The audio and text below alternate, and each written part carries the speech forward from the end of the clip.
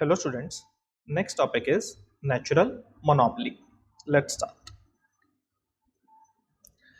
An industry is a natural monopoly when a single firm can supply a good or a service to an entire market at a lower cost than could two or more firms.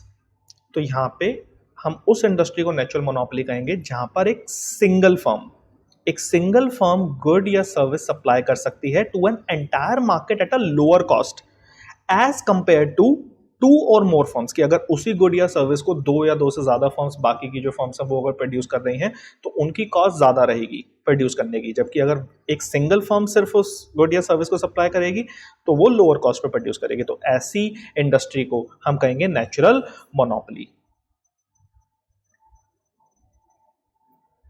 Example के तौर पे एक simple example अगर मैं यहाँ पे लूँ कि अगर 3 फर्म्स हैं, firm A, firm B and firm C, right.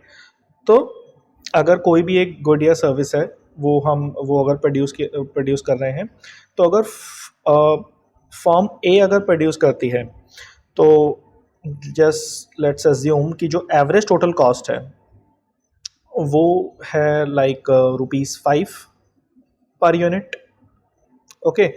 और अगर उसी चीज़ को फर्म बी और फर्म सी मिलके अगर प्रोड्यूस कर रहे हैं तो यहाँ पर उनकी एवरेज टोटल कॉस्ट हो जाएगी लाइक ₹10 पर यूनिट सपोज। तो वो ये कहने की कोशिश कर रहा है कि अगर एक सिंगल फर्म उस गुड या सर्विस को प्रोड्यूस करेगा तो वहाँ पर जो एवरेज टोटल कॉस्ट है वो कम रहेगी as compared to two or more firms producing the same good or service. तो यहाँ पे कह रहे हैं that a natural monopoly arises when there are economies of scale over a relevant range of output. Economies of scale अभी इस term का मतलब अभी हम डिस्कस करेंगे।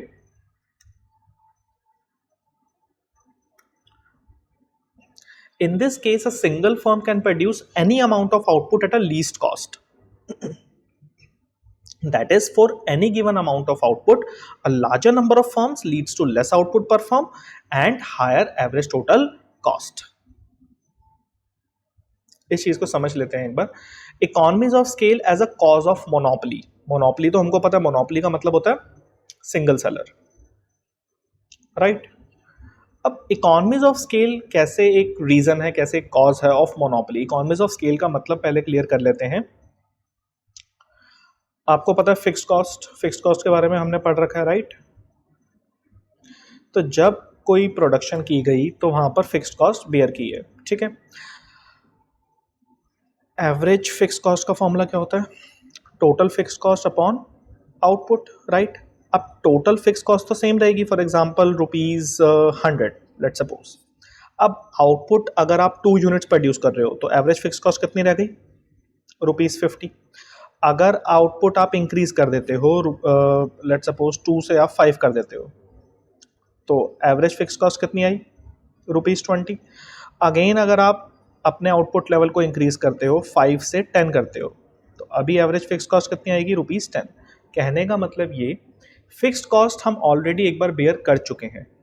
सो आप जितना ज़्यादा आउटपुट प्रोड्यूस करोगे your average fix cost will decline, will diminish. This is economies of scale.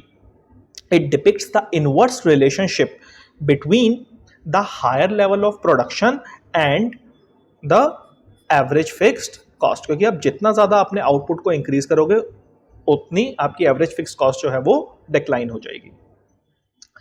When a firm's average total cost curve continuously decline, इस फिगर में आप देख सकते हैं जो एवरेज टोटल कॉस्ट कर्व है it is continuously declining. In this case, when production is divided among more firms, each firm produces less and average total cost rises. And as a result, a single firm can produce any given amount at a smallest cost. तो ये यहाँ पे ये चीज़ कह रहा है कि अगर तो प्रोडक्शन करेगी एक सिंगल फर्म ने अपनी फिक्स कॉस्ट बेयर कर ली, राइट। अब वो जितना ज़्यादा मैक्सिमम आउटपुट प्रोड्यूस करेगी उसकी एवरेज फिक्स कॉस्ट उतनी ज़्यादा डिक्लाइन हो जाएगी। लेकिन अगर उस गुड या सर्विस को 2 या 2 से ज़्यादा फर्म्स प्रोड्यूस कर रही हैं तो उन 2 या 2 से ज्यादा फर्म्स को अपनी अपनी फिक्स्ड कॉस्ट बेयर करनी होगी, राइट। वहां पे फिक्स्ड कॉस्ट इंक्रीज हो जाएगी to produce an overall good and service, for the entire market, और जब फिक्स्ड कॉस्ट इंक्रीज हो जाएगी then it will lead to increase in average total cost. Example के थ्रू इसे समझते हैं। Form A, form B, form C. अगर हम बात करें टोटल फिक्स्ड कॉस्ट की, total fixed cost form A ने भी 100 बियर करी है, फॉर्म बी ने भी 100 बियर करी, फॉर्म सी ने भी 100 बियर करी। This is the total fixed cost, right. और प्रोडक्शन की अगर हम बात करें, प्रोडक्शन लेट सपोज यहां पर इन्होंने 20 यूनिट्स का प्रोडक्शन किया फॉर्म ए ने, ठीक है। तो फॉर्म ए ने अगर 20 यूनिट्स का प्रोडक्शन किया, फॉर्म ए की एवरेज फिक्स कॉस्ट कितनी हो गई? ₹5। Fine, okay. अब अगर सिंगल फॉर्म प्रोड्यूस ना करके ये दो फॉर्म्स आपस में प्रोड्यूस करें, फॉर्म बी और फॉर्म सी, ठीक है, तो यहां पर इसने भी 100 की फिक्स कॉस्ट बेयर करी, इसने भी 100 की फिक्स कॉस्ट बेयर करी, राइट। यहां पर इन्होंने जो है प्रोडक्शन किया 10 यूनिट्स का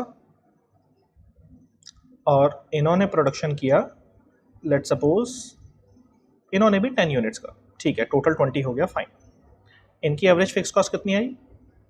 ₹10 और यहां पर ₹10 प्लस करें तो टोटल कितना? ₹20। तो आप डिफरेंस देख पा रहे हो यहां पर। और ये डिफरेंस किस लिए आया?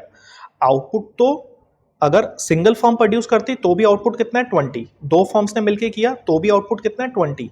लेकिन सिंगल फॉर्म अगर प्रोडक्शन कर रही है तो उसने अपने सिर्फ फिक्स कॉस्ट कितनी बेयर करी? 100। दो फॉर्म्स अगर आपस में अब ये कंपीट करेगी, इसने भी 100 की फिक्स कॉस्ट बेयर करी, इसने भी 100 की फिक्स कॉस्ट बेयर करी, तो कोई लॉजिक नहीं है ना वहां पर। जब एक सिंगल फर्म एंटायर मार्केट की नीड को फुलफिल कर सकती है तो यहां पर कोई लॉजिक नहीं है कि ये दो फर्म्स प्रोडक्शन करें, बिकॉज दोनों को अपनी अपनी फिक्स कॉस्ट बेयर करनी होगी। An example of a natural monopoly is the distribution of water. To provide water to the residents of a town, a firm must build a network of pipes throughout the town. If two or more firms were to compete in the provision of this service, each firm would have to pay the fixed cost of building a network. अब वही बात आ गई यहाँ पर कि अगर water provide करना है to the resident of a town, a firm must build the network of pipe throughout the town. अगर दो या दो से ज्यादा फर्म्स आपस में कंपीट करती हैं in the provision of this service, each firm would have to pay the fixed cost of building the network. हर एक फर्म को अपनी अपनी फिक्स्ड कॉस्ट बेयर करनी होगी। एंड दस the average total cost of water is lowest if a single firm serves the entire market. और ऐसी सिचुएशन में अच्छा है कि अगर एक सिंगल फर्म ही सिर्फ और सिर्फ वो सर्विस प्रोवाइड करे, क्योंकि फिर एक सिंगल फर्म को ही सिर्फ वो फिक्स्ड कॉस्ट बेयर करनी होगी। ये लॉजिक है यहां पर, ठीक है। So that's all from my side, thank you. तो मेनली नेचुरल मोनोपोली का कंसेप्ट सिर्फ इतना था कि बात हम कर रहे हैं यहां पर, अगर हम बात करें नेचुरल मोनोपोली, मोनोपोली का मतलब सिंगल फर्म सिंगल सेलर, लेकिन यहां पर नेचुरल मोनोपोली या सिंगल सेलर का रीजन क्या है? सिंगल सेलर का जो कॉज है वो है इकोनॉमीज ऑफ स्केल। तो यहां पर a single firm can supply good और service for the entire market at a lower cost as compared to two or more firms. Concept सिर्फ इतना सा है जो हमने एग्जांपल डिस्ट्रीब्यूशन ऑफ वाटर में देखा भी, कि नेटवर्क ऑफ पाइप्स लगाने के लिए वहां पर एक फिक्स्ड कॉस्ट बेयर करनी होगी। तो कोई लॉजिक नहीं है वहां पर कि दो या दो से ज्यादा फर्म्स सेम काम को कर रहे हैं और सेम फिक्स्ड कॉस्ट बेयर कर रहे हैं। उससे अच्छा है कि एक सिंगल फर्म जो है वो इस सर्विस को प्रोवाइड करे और वो सिंगल फर्म ही सिर्फ उस फिक्स्ड कॉस्ट को बेयर करेगी। और इकोनॉमीज ऑफ स्केल का कंसेप्ट ये कहता है, बिकॉज फिक्स्ड कॉस्ट आप एक बार बेयर कर चुके हो, फॉर एग्जांपल 100 की फिक्स्ड कॉस्ट बेयर हो गई है। अब अगर आप आउटपुट प्रोड्यूस करते हो 2 यूनिट्स का, या आउटपुट प्रोड्यूस आप करो लेट सपोज 50 यूनिट्स का, वो आपके ऊपर है। आप जितना ज्यादा आउटपुट प्रोड्यूस करोगे उतनी कम आपकी एवरेज फिक्स्ड कॉस्ट हो जाएगी। और जब एवरेज फिक्स कॉस्ट कम होगी then definitely it will lead to lower average total cost. So economies of scale depicts the inverse relationship between the output level and the average fixed cost. Okay, thank you.